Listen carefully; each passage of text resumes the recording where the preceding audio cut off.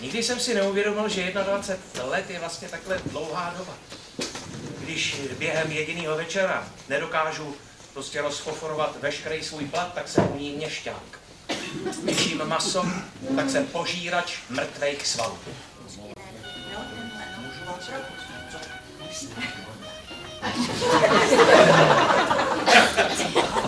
Můžu vás pomoct?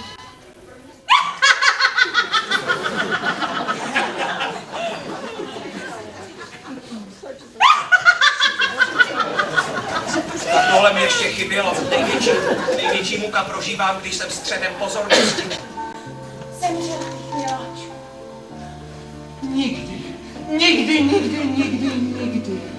Škoda, že neovládám levitaci, abych se mohl snést na místo toho kandrdase. Sotva vyleze ze školy a už má takovouhle kliku. Na vaším tváři jsou 3 kapky deště. Pojďte blíž, ať je sulívá. Ach, spát v té nádheře. Pojď, půjdeme již do ložnice. Pojď.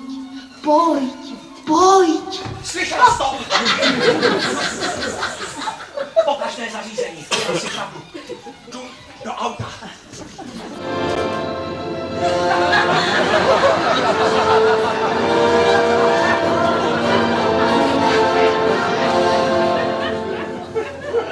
Příběh je to krásný. Kdo by nechtěl kolmátnout na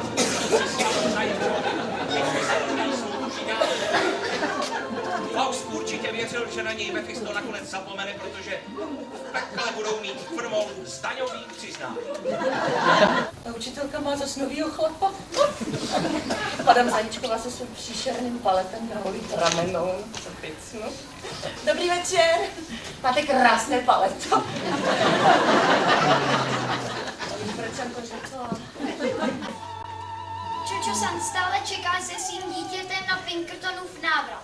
Ale on se v Americe ještě jednou oženil. Havado!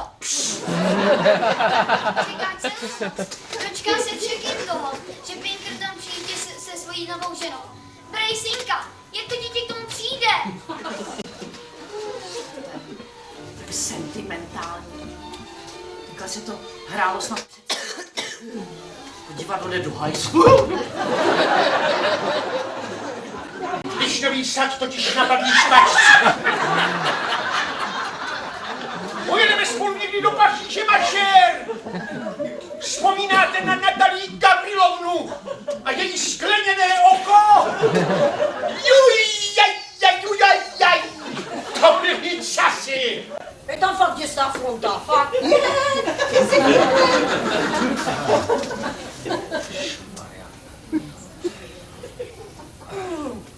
Jak jsi to dokázal? U Větnamců seženeš všechno. Po představení se sekde na Ty jsi neteř své tety? Dětské, ne? Jo. A proč dnes teta nemohla? Má nějakou schůzku nebo co? Schůzku? A s kým má schůzku? Já se jí na intimnosti neptám. Nemáte program? Nestihla jsem se totiž v letářského patru. Pan Severák hraje tu roli dokonale. Oni prej spolu něco měli. Nebo ještě mají. S kým? Kdo? No pan Severák, s tou mladou, jak hraje Desdemonu. Aha. Tak dobrou noc. Dobrou.